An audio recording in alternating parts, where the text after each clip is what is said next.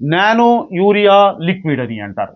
So nano urea ద్రవం, nano urea ద్రవం అని అంటారు, నానో యూరియా లిక్విడ్ అని అంటాము. So it was launched by IFFCO abbreviation గుర్తుపెట్టుకోవాలండి, Indian farmers fertiliser cooperative limited, Indian farmers fertilisers cooperative limited. So దీన్ని ఈ నానో యూరియా లిక్విడ్ని ఇఫ్కో లాంచ్ చేయడం అనేది జరిగింది, ఇది గుర్తుపెట్టుకోండి. సో ఏంటి ఇది నానో యూరియా లిక్విడ్ అనేది? మామూలుగా జనరల్గా మనము పంట దిగుబడిని పెంచడానికి కోసము ఒక ఎరువుగా యూరియాను ఉపయోగించడం జరుగుతుంది. సో నార్మల్ యూరియాను ఉపయోగించడం జరుగుతుంది. ఈ నార్మల్గా వినియోగించేటువంటి యూరియా అనేది ఒక రసాయన సంశ్లేషిత యూరియా అన్నమాట. సో కానీ దీనికి ఒక ఆల్టర్నేటివ్గా ప్రత్యామ్నాయంగా ఈ నానో పార్టికల్ రూపంలో, నానో పదార్థం రూపంలో, అది ద్రవ పదార్థం రూపంలో ఈ యూరియాని ఉపయోగించడం అనేది జరుగుతుంది అన్నమాట.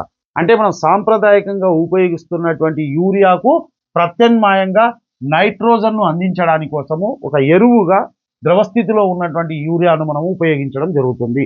దీన్నే మనం నానో యూరియా లిక్విడ్ అని అంటారు. So it is indigenously developed at NBRC Kalol. So అంటే గుజరాత్లో ఉన్నటువంటి ఎన్బిఆర్సి సెంటర్, ఎన్బిఆర్సి గుర్తుపెట్టుకోండి, ఎన్బిఆర్సి అంటే నానో బయోటెక్ రీసెర్చ్ సెంటర్ అని అంటారు.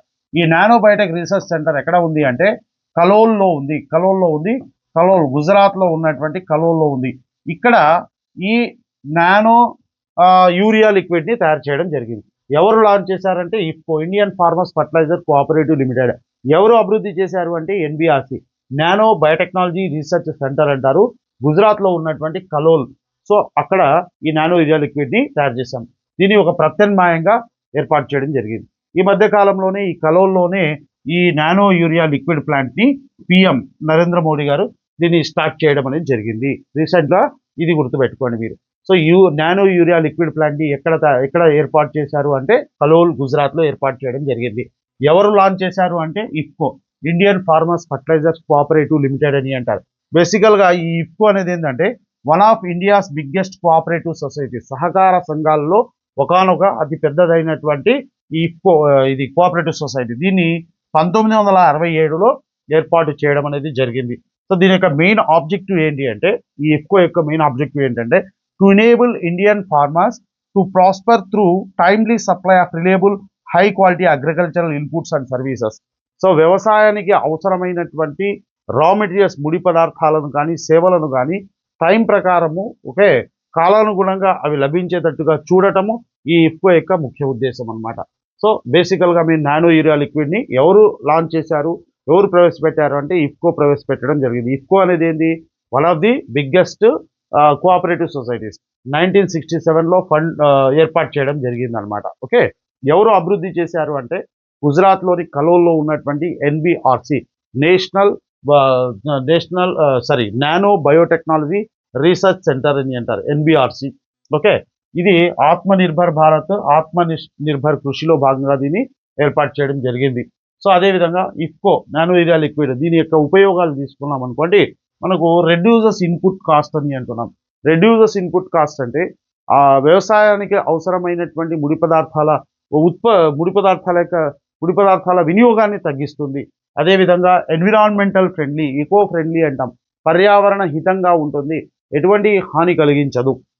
మనం జనరల్గా ఉపయోగించేటువంటి సంశ్లేషిత ఎరువులు లేదా రసాయన ఎరువులు తీసుకుంటే అవి బయోమాగ్నిఫికేషన్ కారణమవుతాయి, జీవ సంచయానికి కారణమవుతాయి. కానీ ఇవి ఎన్విరాన్మెంటల్లీ ఫ్రెండ్లీ.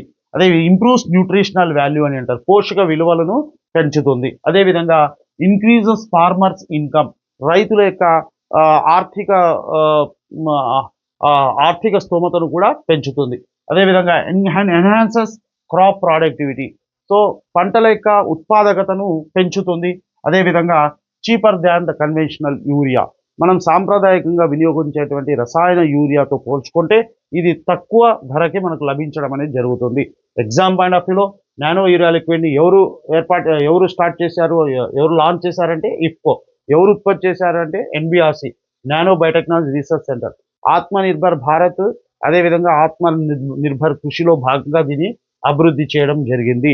సో ప్రధానమంత్రి నరేంద్ర మోడీ ఈ నానో యూరియా లిక్విడ్ ప్లాంట్ని, కేంద్రాన్ని ఎక్కడ ప్రారంభించారు అంటే గుజరాత్లో ఉన్నటువంటి కలోల్లో. అదేవిధంగా నానో యూరియా లిక్విడ్ యొక్క ఇవి ఉపయోగాలు అన్నమాట.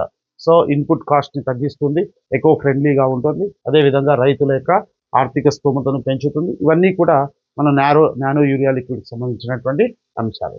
Okay, right.